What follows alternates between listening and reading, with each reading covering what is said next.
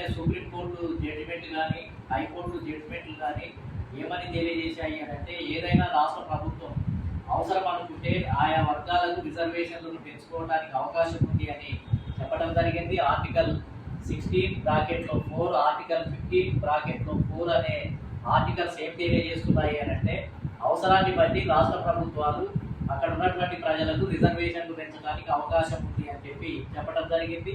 ఇప్పుడు రాష్ట్ర ప్రభుత్వం కూడా బీసీల కులగణనను చేపట్టింది కాబట్టి బీసీల జనాభా 42%, 46% ఉందని తేలింది కాబట్టి అధికారపూర్వకంగా వాళ్ళు ప్రకటించిన దాని ప్రకారం ఇప్పుడు కోర్టును కొట్టివేయడానికి వీల్లేదు. గతంలో 50% దాటకూడదు అని కొట్టివేయడం జరిగింది. జనాభా లెక్కలు సక్రమంగా లేనందువల్ల కొట్టివేయడం జరిగింది.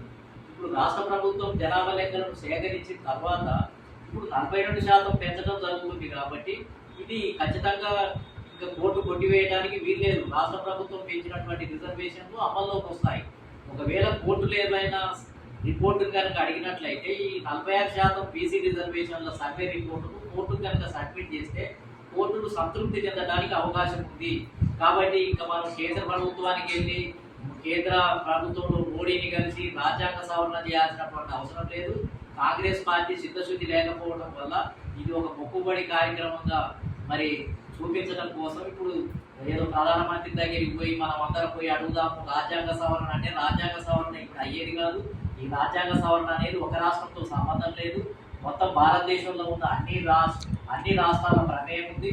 అన్ని రాష్ట్రాలు దీనికి ఒక నిర్ణయం తీసుకోవాల్సినటువంటి అవసరం ఉంది. కాబట్టి ఆ విధంగా నిర్ణయం తీసుకోవడానికి 2-3 సంవత్సరాలు పడుతుంది. అప్పటిదాకా ఈ స్థానిక సంస్థలలో రిజర్వేషన్లను దెబ్బకొట్టడం కోసమే 2-3 సంవత్సరాలు ఆపడం కోసమే ఈ ఢిల్లీ తతంగము అనే దాన్ని కాంగ్రెస్ పార్టీ తీసుకొస్తుంది.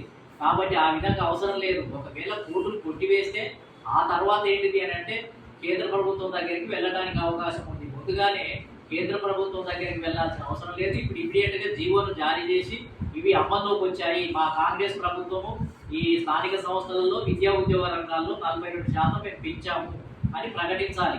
తర్వాత కోర్టులు కొట్టేస్తాయా ఉంచుతాయా అనేది వేరే విషయం. కోర్టులు కొట్టివేసే సందర్భంలో ఉన్నప్పుడు మన జనాభా లెక్కలను కోర్టుకు తెలియజేయాలి. అప్పుడు కోర్టు సంతృప్తి పడడానికి అవకాశం ఉంది. ఇంతకుముందు ఎందుకు కొట్టివేయడం జరిగింది అని అంటే జనాభా లెక్కలు లేకపోవడం వల్ల కొట్టివేయడం జరిగింది.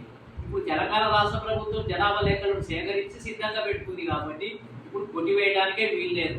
కాబట్టి కాంగ్రెస్ పార్టీ తప్పుదోవ పట్టించి కేంద్ర ప్రభుత్వం దగ్గరికి వెళ్దాము అని చేసే ప్రయత్నం ఏదైతుందో ఇక్కడ ప్రజలను ఏంటంటే తప్పుదోవ పట్టించి రిజర్వేషన్లను శాశ్వతంగా ఒక 5-6 సంవత్సరాలు కన్ఫర్మ్ చేయడానికి చేసే ప్రయత్నంగా మేము భావిస్తున్నాం. కాంగ్రెస్ పార్టీకి చిత్తశుద్ధి ఉంటే వెంటనే జీవోలు జారీ చేయాలని చెప్పి సందర్భంగా ఈ అన్ని సంస్థల యొక్క కూటమితోటి ఫ్రంట్ తరఫున మేము డిమాండ్ చేయడం జరుగుతుంది.